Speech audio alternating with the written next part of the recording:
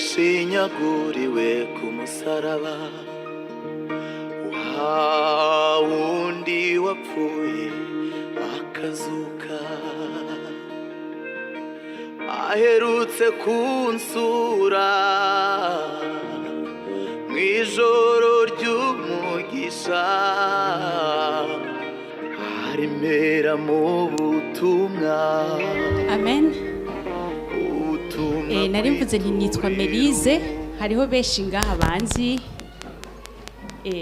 Ndashimiye Imana cyane, yumve aho iri mu ijuru ko ndayishimiye kubera yashoboye kundekura ikantera iteka d'abord kugira ngo ushobore kuza gusangira namwe ico ishaka ko mpartaja n'ubwoko bwayo. Nkashimira pasteur yo yashoboye kunyemerera kugira ngo nze guhagarara imbere y'ubwoko bw'Imana. Nkashimira namwe abakristo mwashoboye kwemera kuza kumviriza ico sangira namwe.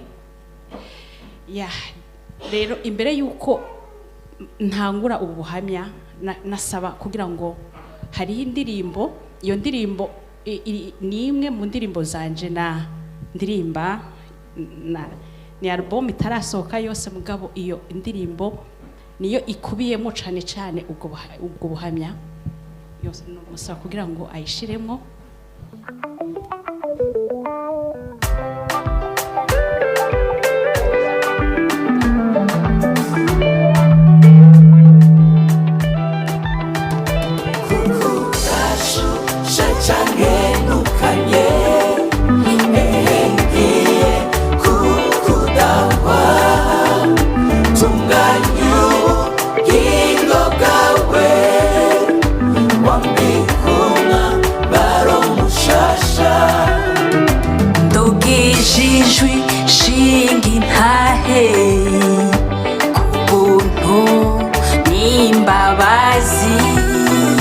Nagiriwe n'Imana ubundica remwigisha, imyaka myinshi y'ubuzima bwanje nakorera abami babiri, kubw'umugambi mwiza w'Imana yarangende yarambarira ati naragutoranije utaravuka muri iyi si, shikama era imbuto nziza, reka kuba akazuyaze kuko gashushe canke nukanye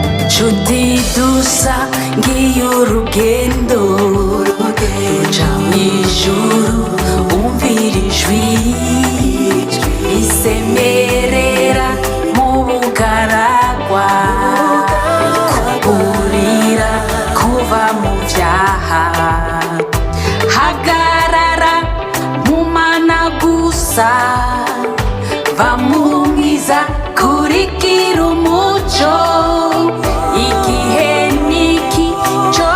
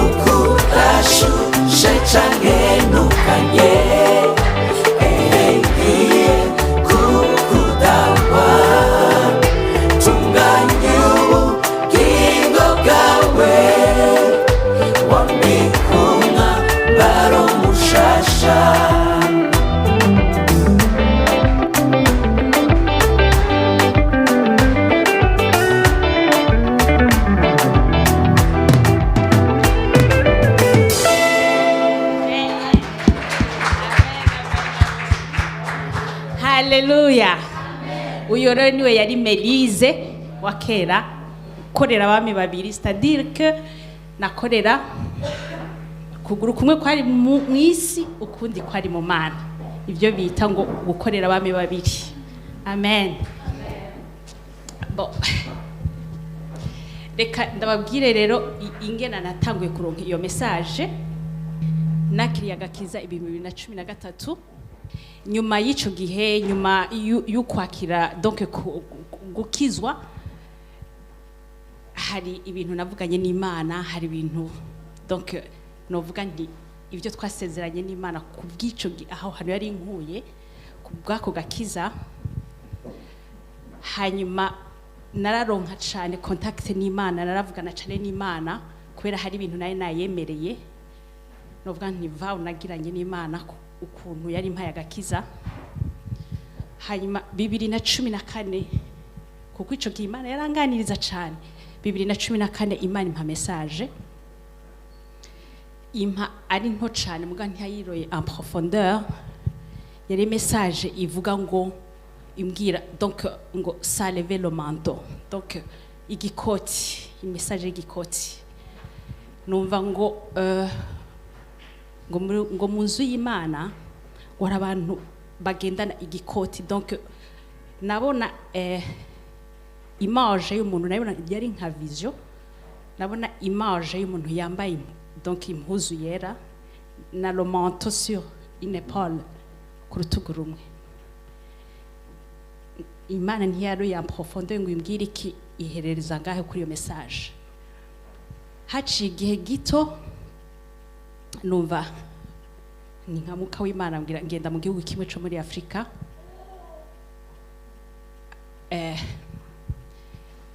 Iyo eglise yanyakiriye ndabahereza iyo message, bayakira neza cyane, barayakira, barumva yuko hari message Imana ibahaye. Ndaguma ngaho haciye iminsi umupasiteri w'aho hantu twari ko turatembera ariko atujana turi abantu benshi mu muduga, twarashika nka witsi kuko yari imodoka nini, twumva yitabye telefone aravugana, tukumva ko ariko avugana n'umukozi w'Imana mugenzi we. Hanyuma hejeje kuvugana tubwira ngo ni mwiyeze, ngo ni mwikontrole murabe, ngo ngiye kuraba umukozi w'Imana, ngo nimba hari umuntu yabakoze icyaha ngo aramusomera, ngo n'umuhanuzi abona cyane. Arahindukiza imodoka aca mu yindi nzira, maze turiko turagenda satani yarahatswe no kutugirisha accident. Ofete yarezi ko hari ikintu kigiye kwakirwa aho hantu, cyari igihugu c'Ubuganda nayivuze. Urabona hariho ukuntu bita ngo jam yo mu Buganda.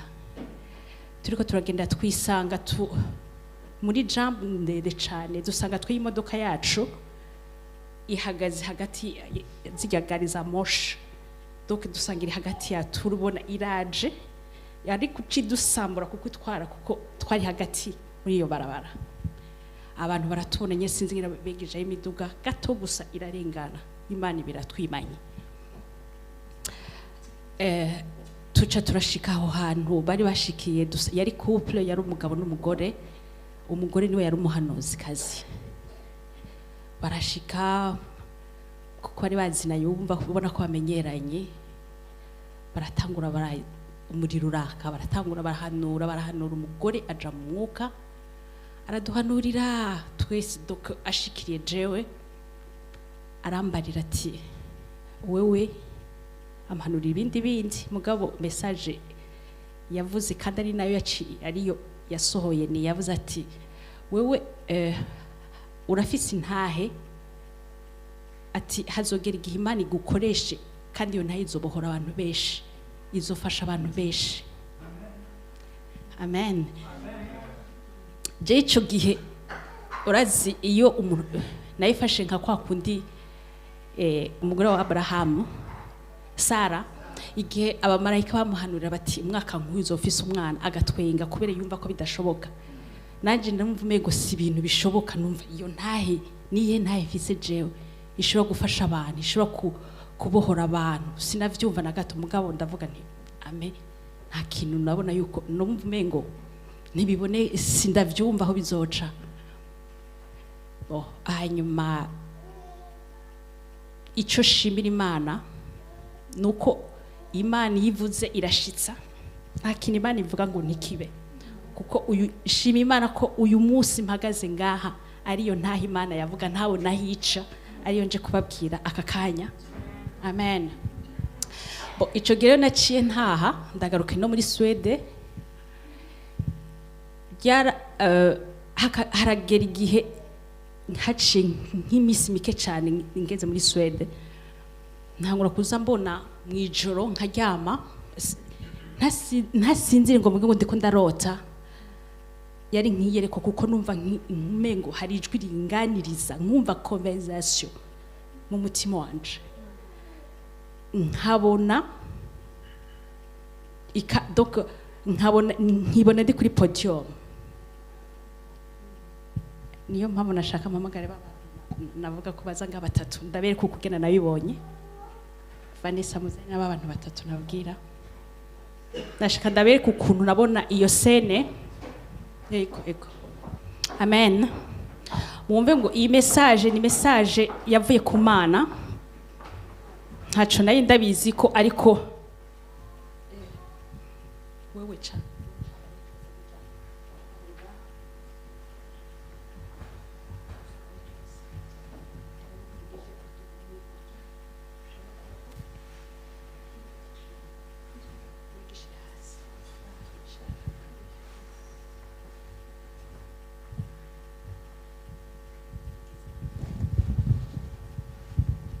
amen. Ndabona aba bantu gutya kuri scene nabona umuntu yambaye gutya tunwa nuko ngaki idafise nk'inkofero nabona ari tunwa ari umukara pe mbona uwundi yambaye gutya nk'umwe yanyereka 2014 kumwe yayimpa ari message ngufi cyane mbona n'umuntu yambaye igikoti gutya ku rutugu rumwe chambona n'undi yambaye blanc gutya igikoti kiri hasi amen. Imana rero ica ibifatanya ubuzima bwanje ukuntu bwari bumeze ubuzima bwanje novuga nari ikintu bita akazuyaze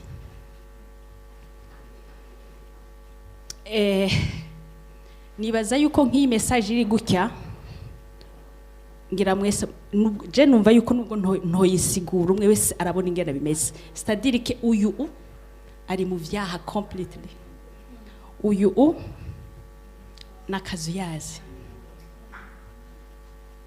uyu nawe yaramaze kwitandukanya hari ibintu byama ariko arakomeza n'umugeni wa Kristo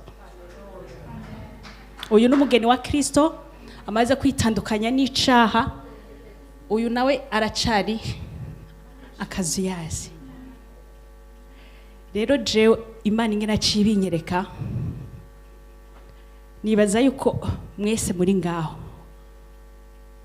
umutima wanyu ushobora kubereka ushobora kuganira n'Imana donc ni wewe n'umutima wawe ushobora kukwereka jewe ndi he je rero iwacu hari abahora bavuga ngo boba barakuze ngo iwabo babona basenga bakijijwe abavyeyi Jesu uko byari bimeze abavyeyi bacu bari abapagani kabisa muga abantu bose barazi ko barahere mu bintu vya katolike narahere muri katolike uko nyene kushika aho dusangira turabana muga maze kuja nko muri secondaire cha ntangura ibintu byo kugira curiosité kugira ngo nje mu ma église y'abakizwa nahereye muri église vivante ntangura kujayo hamwe ugenda nta kintu na kimuzi mugo hari ukuntu rero Satani ibaza ko yari yashatse donc nabona umengo ndi mfise ikitambara mu maso nabona umengo nta kintu na kibo kuko uko bahamagara sinobabwira combien de fois nirukanga nje kugira ngo basengere mugabo nta n'ijambo na rimwe nkuramwo nta na verse nimwe donc nkaba umuntu umufana wa ma église nta église nimwe mu Burundi nta jamo ofete nari nk'inzererezi yo mu ma église ari za vivante minevame Bon Berger, cathédrale, naracanga byose byose naricangira. Donc ariko nkumva ngo Melyse uzokora byose mugabo nkumva ijwi rimbuza ntuzobatizwe, nkazunguruka ama eglise uko nyene kandi ivyaha vyo sinareka ko. Donc nari umuntu ngira nzavuga nti umudayimoni ngira yari yaragize, yari umuntu yakunda gutamba, naratamba, nakunda kuja muri boîte cyane kuko ugasanga kandi no kuba nikundana n'abakope kandi kundana ukava muri eglise ugaca ku mukope wawe. Nashobora kuva nko muri louange nasize hari kanzi igoroye neza kugira ncinda yambara nje gutamba muri boîte. Ndashika igihe hose nahejeje secondaire, hari ahantu natangwe kuzankora jenye, hari ahantu naca nipagiye tuba ahantu muri home muri ville centre ville, ugasanga ari abakobwa tubana nibo twasohokana archipel dufise amahera tutayafise, bari baratureka tukinjira kuko batuzi ko buri vendredi tuba turi muri boîte.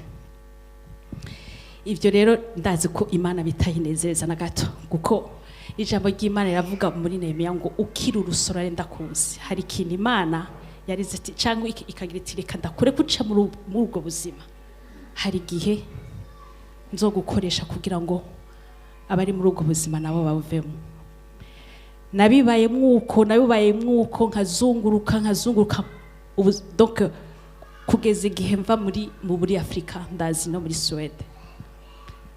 Muri Swede urumva ho kubera nta bintu by'amaboîte bihari ino hanze, so ikibazo naguma ngira nivyo kugira kwikundanira n'abakopa nta kindi. So hari ijambo ry'Imana riri mu byahishuriwe udusomera, sinzi muri dusomera mu byahishuriwe cyangwa kubera umwanya dufise ari muto. Ibyahishuriwe Yohana 3 kuva kuri 14-16 aho rivuga ngo kudakonje kandi ndushuhe, donc urakazuyaze ndaje ndakudahwe. Iryo jambo niko rivuga ngaho hano. So rero ivyo bintu by'uko rero ntatinye icaha, ntatinya Imana, harageze igihe igira iti enough is enough. Mpura n'umuntu twakundana nyene kandi igihe gito cane, casanga ndabaye enceinte.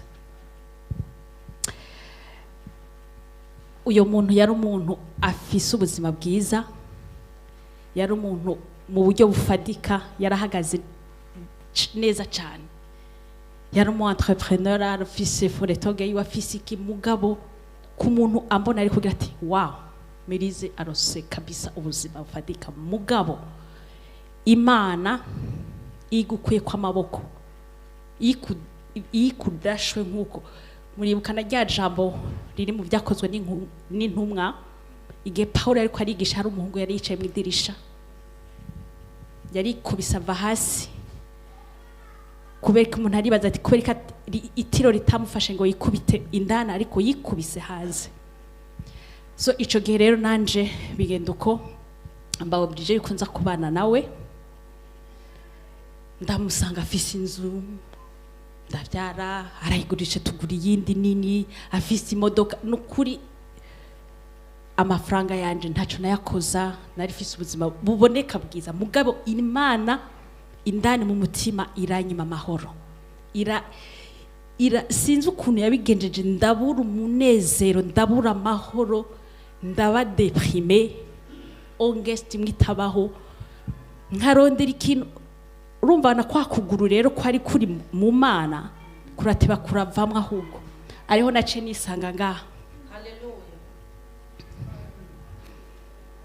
Nasanze ndi muri kino kibanza kuko nivyo ntakora nkiri ngaha, aha nari mboshwe n'ibintu biki kwitambira kugira iki, ariko ndi ngaha kubera wa munezero mbuze, ya mahoro mbuze, cyantangura kurondera mu bindi ngaha, ahubwo satatangura kunkoresha utundi tuntu, kutanga gukora utundi tuntu ntazi.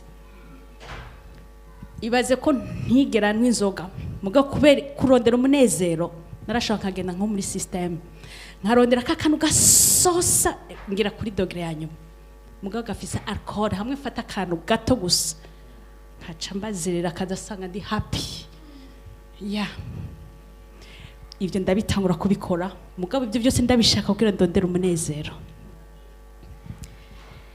Abagenzi banje bakabona ukugena ntameze nkabatangura kugira abagenzi ngo Melyse ngo wewe ngo ndabona ngo nuyo muntu ko utanezerewe utagira iki mugabo nawe nyari ukuntu menga Imana yacimukoresha ntiyari yafise ububi bwa gute mugabo hari ukuntu nanje donc psychologiquement byanyica mu mutwe nk'umugenzi aje kuramuhera akavuga ati kutareze ja kuri internet urondera umuntu akubwire donc hari ibintu wamenga ariko arankwegeramwo sata mugabo nkavuga no ibyo sishobora ntangura ubwo buzima n'ukuri ndaba deprime ndarondera ahantu no kuri umunezero. Haragera igihe numva yuko no kwigira muri Afrika, ndumva yuko muri Afrika rero sinzi ikintu antuka yari satanye ariko ashaka kunshushura kugira ngo ngende ariko nagiriwe ubuntu menya Imana irangarukira kuko hari ijambo rivuga ngo mbaye ndaguta gato nzokugarukira. Iyo Imana itangarukira ico gihe ubwo buzima nari ndimwe numva umengo sinzi iyo nja muri Afrika nari gupfirayo.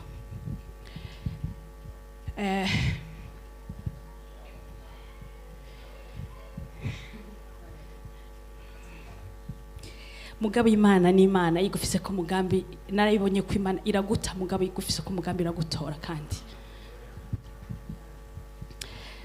harageze igihe rero nitike ndarigura aho hari nko muri mars mfata urugendo muri May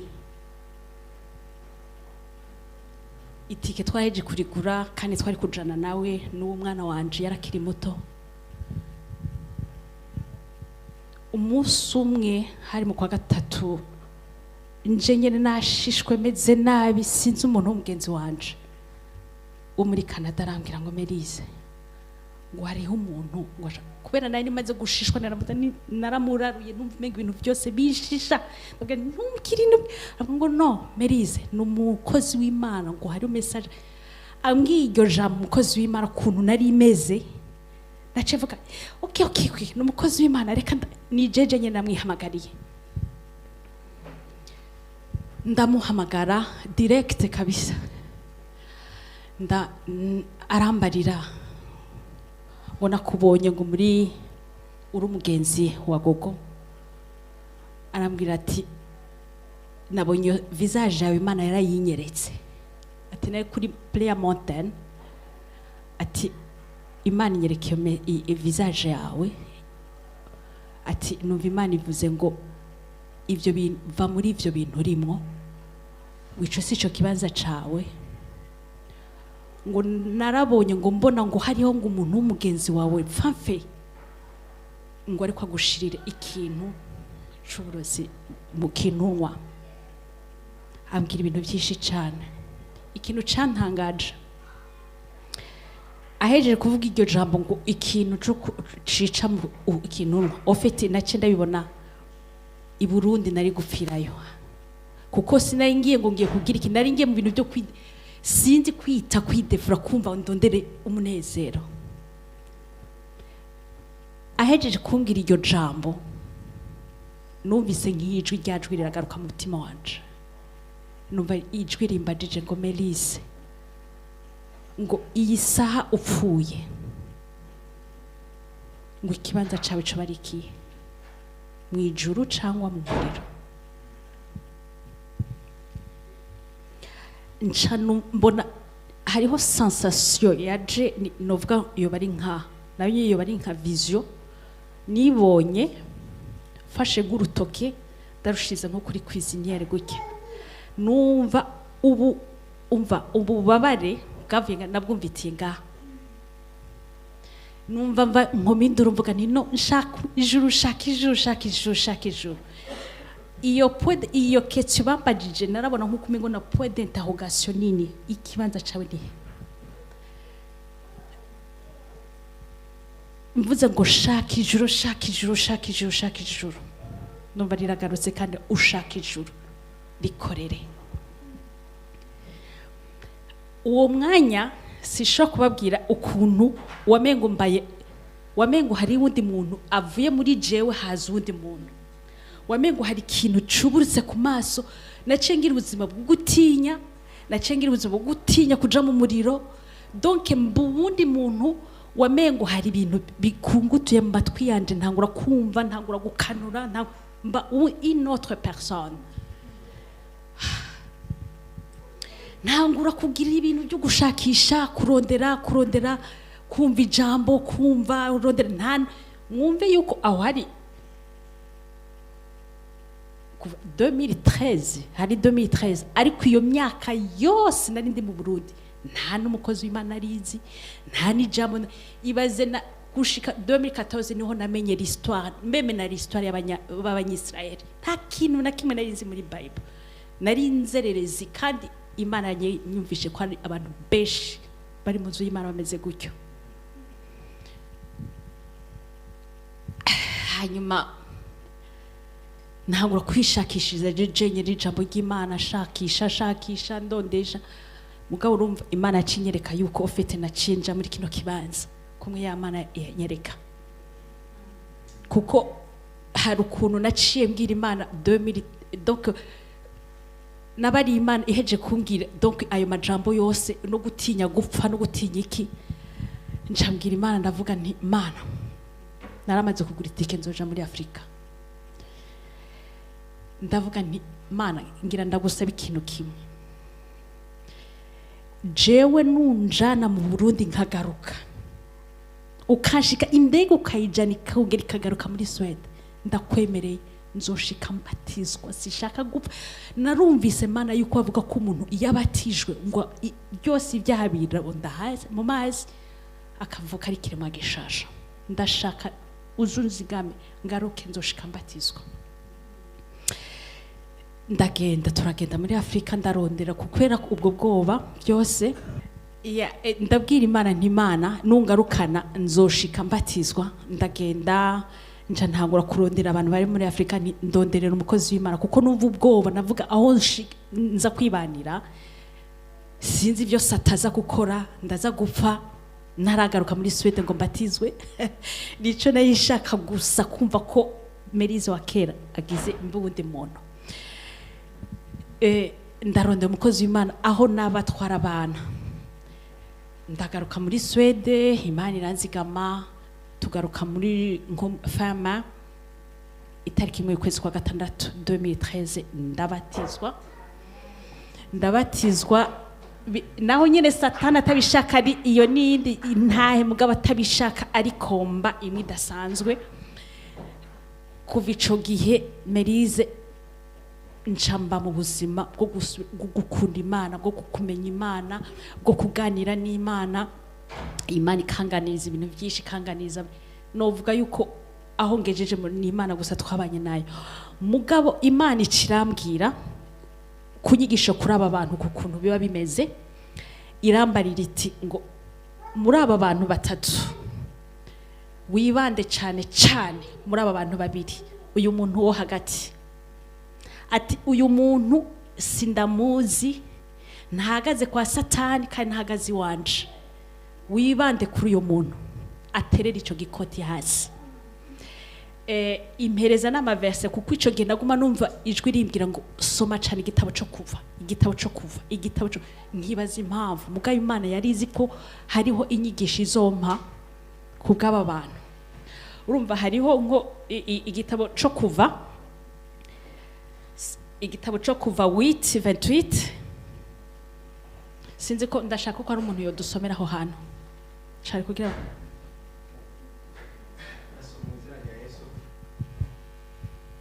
Farawo aramwishyura ati ndabaretse mugende kugira ngo ushikanire Uhoraho Imana yanyu bimaze ubugaragwa. Mugabo ntimuje kure cyane, kandi ntimuje kure cyane. Soma kandi kuvayo kandi 10 kuva kuri 8 à 11. Mwumviriza aya majambo ingena Farawo ivyo yavuga. Bagarura Mose na Aroni kuri Farawo, arababwira ati gusaba uhoraho imana yanyu ariko bazogenda n'abaki Mose aramwishyura ati tuzojana n'abana n'abatama n'abahungu bacu n'abakobwa mbere n'imikuku yacu n'amasho tuzobijana. Okay, gezaho soma kandi ku 10:24 kuva 10:24.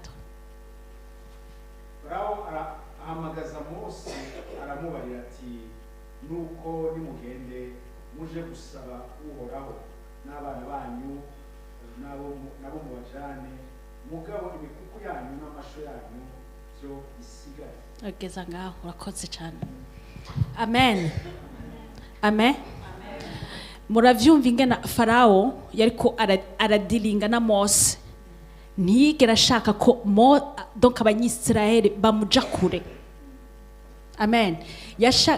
Ubwo biravuze ati nimugende mugabo ntimuje kure, nimugende mugabo ibi bisigare, nimugende. Donc ntiyigera ashaka ko abanyisirayeli bamucika, ntiyigera ashaka ko bamuja kure, ngo nimugende mwebwe abagabo n'abana mugabo abana basigare amasho asigare. Donc ntiyashaka. Imana yanyumvishije ko Farawo ni satani wa kino gihe.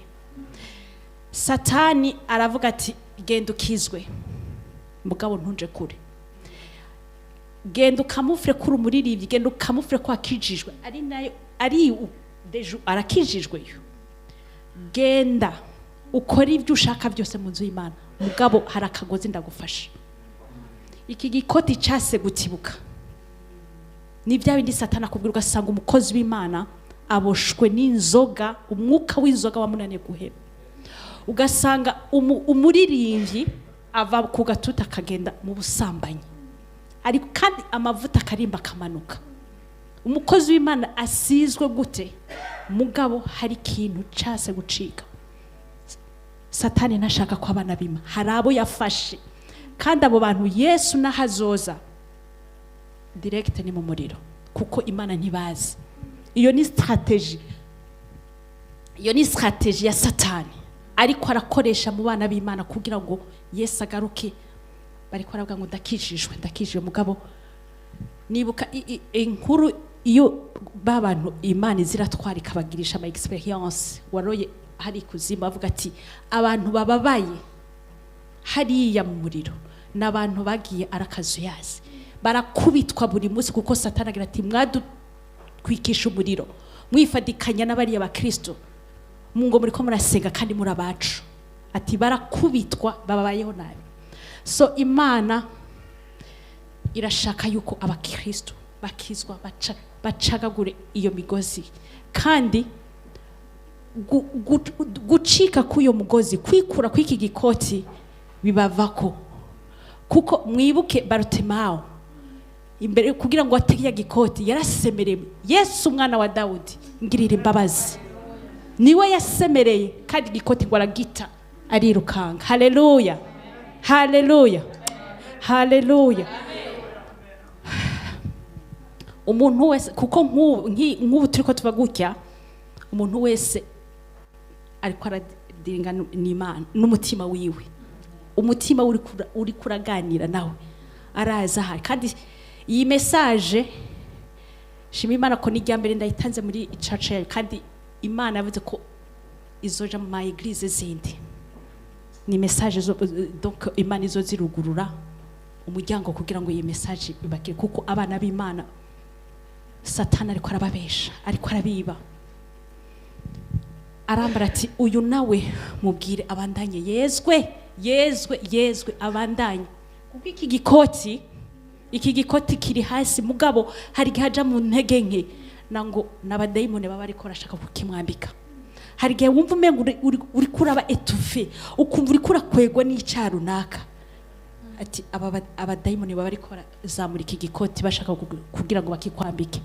Avuga ati komera ubandanye, babandanye bezwa, babandanye donc banigane n'icaha, banigane n'ivyo bintu. Donc Yesu azasange bakihagaze neza. Amen. Nizera yuko iminota pastor yampaye iyo bigize kandi nibaza yuko message yumvikanye ego nukuri ndashimiye Imana ko ishoboje kandi na mwuka w'Imana numvise ko yandongoye uko nashaka kwivuga ariko byagenze rero nkuko novuga nti twirabe iyi message ni ya jewe Melyse ni ya wewe na wari wewe wese ari ngaho umuntu wese arazi mu mutima wiwe ahumirije nk'ubu novuga iminota umunota umwe gusa uganiye n'umutima wawe ubaze umutima wawe ese umutima wanje bimeze gute magaze gute kuko Yesu ari ku rugi araje vuba cyane sinzi ko mubibona araje iki rero nico gihe ngira ngo sinzi ko ari iminota nsiganye mvuge ingene Imana yambwiye kugira ngo izi ndirimbo maze kuronka rero iyo message maze kumva ko iri complet muri jewe ntangura kugira iyo nyota yo kuvuga ni Imana none wanyigishije iyi message nayo Imana yinyaka byinshi cyane nzoyitanga gute bizoca he bizogenda gute nkiyumviraho nkashaka kwicira inzira bikanga igihe kimwe urumva nacengira umutwaro kumva n'abantu baririmbye izo ndirimbo zirimo ikintu cyukumva cyo kuba Akazuyaze cyo kwitandukanya guhagarara aho Imana ishaka numva ndabigize umutwaro ngasanga fisi amakaye nguma nandika nkumva umengo mbaye interest kwama ndiko ndandika ibikivuga mugabe gitangaje ndabatumiriye indirimbo hari indirimbo imwe ndi muri 6e primaire iyo aho niho namenye nti Imana wewe wari warantoranije kuva nkiri muto nari muri 6e primaire twigana n'abakobwa babiri b'abaririmbyi uko umwigisha ataza ari turi muri temps libre abakobwa bari babiri baca batangura bakagira repetition y'indirimbo zabo umwaka wose mwumva ukuntu bagira izo ma repetition byose indirimbo imwe gusa yarabaye kore mu mutima wacu imwe yonyene naho bavuga ati Melyse turakurasa utatubwiye indirimbo ntayo iyo ndirimbo imwe yara kuva ku rudome rwa nyuma nza numva Imana irambwiye kuko mu kugira indongore ingera nzotanga iyi message yambwiye ngo fata za ndirimbo zose umva narasenze nararize numva indirimbo zivuga prédication zivuga ngo Yesu araje nkaca nkoma induru nkarira Yesu jewe rero ni utanyereka ingena nzotanga iyo message nuzuza ata muntu numwe arayumva numva nosara gute ntaratangura kwitanga rero igihe kimwe haciye nk'imyaka ingahe nka 2019 muri corona yatangwe kugira numva ijwi ngira ngo fata za ndirimbo zimwe ziri makaye bimwe biri muri wewe na ya ndirimbo nabika muri wewe ubikora indirimbo je uko nakoze indirimbo mugabo abantu baranyumva yuko fise do yo kuririmba cyangwa kugira uko niyo turi masengesho avuga ati Melyse turirimbire wewe turimbire turafashwa mugabo je ntavyo nayinzi ngo hari ikintu kizovamo numva Imana irambwiye ngo fata ngo za ndirimbo ngo nimwe nabika mu mutima wawe uzikore aho hari muri corona hariho bamwe bari bamaze gufungirwa muri Afrika kubera corona mugabo 2020 vers la fin en pleine corona ni Imana yavuze ati urumva yampaye umuntu tuzi korabora ari muri Afrika ndinga nkazandika bimwe nkazimuhereza amajambo nawe akacazi kuko numvise Imana imbwiye gutyo mbona hariho connection y'umuntu aririmba ndabwira nti Imana ikwirambira gukora indirimbo ushobora kumfasha acirambira ati n'umurimo w'Imana noreka kugufasha gute tusha turakorabora ndi ngaha ari muri Afrika nkamuha amajambo akaca ziformira neza akazirondera melody akaziririmba muri studio nkamugikira amafaranga ku buryo bimvuna uburyo nkavuga Imana no ntabyo avuga no ufise amafaranga zikore akaca zindungikira nkazirimba zose zaramaze gukwira 2020 Imana irambwira ngo nshaka ko ziherana na 2020 murashaka kuja kwicara ntaco basha murakoze ibarambwira ati donc ziherana na 2020 2020 nanje hari muri pre corona ndavuga nti Imana sishaka kugenda, hariho abantu bafungiwe muri Afrika, je ngende gufungirwa muri Afrika kubera numva ngo oya uzogenda nzokurinda nzojana nawe. Mugabe Imana yatangiye kubinyereka nkiri ngaha muri Swede. Nari gufata indege nka vendredi ngenda kuziririmba, ico gihe muri Helie nari office nari nakoze, ntangura kuja gukora lundi, hanyuma mu gatondo ngo maje ku kazi, urumva nari gukora lundi, mardi, mercredi, jeudi nkaba off, nkaca nuri indege vendredi. Numva ijwi rirambwiye ngo ntuve ngaha kuwa mbere mu gatondo, ntuve ngaha. Ndavuga Mana oya, umushefu yambaye imisi mike noreka kugenda, yogira ngo ushatse kwihindi imisi ibe myinshi. Nkafata telefone nkumva ngo ntuve ngaha mpaka umusuzurira indege, mpaka ndanigana n'iryo jwi, nkafata telefone ngo nandike bikanka. Mu nyuma ndavuga ni iyi Imana ivuze je ndayumva, nca nandika message ndababwira ndisinza. Hageze nkasa je nibaza nti Imana ikwishaka ngume ku karago ndiko ngume senga, sinje kwiyanduza, sinje kugira. Mugabo hageze saa 3 nza numva umushefu arampamagaye, arambaye ngo Melyse ngo bavuze ngo uragwaye ngo genda wipimisha ngo kuko kazi corona. Hari n'abapasya bari muri intensive, hari abakozi bago ofete Imana irambuza ntuje ku kazi, nugenda uragwara kandi ntubuke ukivoyageje. Aho naciye mbona ko Imana yemeye rero kabisa kwizondinda, nca ngoma muhira maka umuso kugenda. Basi indirimbo zirakogwa, urumva rero igihe niki nyene cuko hageze igihe zikogwa zose zaheze, ntazi ngo ni gute numva ijwi ramwe ngo ni album zite igihe niki. Igihe niki rero ni igihe, donc ijambo igihe niki rikubiye mu bintu byinshi. Igihe niki cuko umuntu akizwa neza, igihe niki cuko umuntu yikangura, igihe niki cuko umuntu araba uko ahagaze, kuko igihe kiragiye. Amen. Imana ibaho umugisha.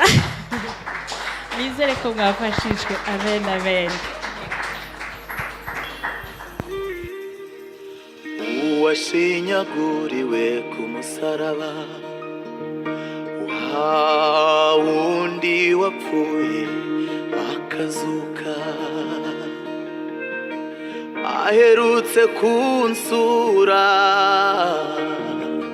mw'ijoro ry'umugisha, aremera mu butumwa, ubutumwa kwito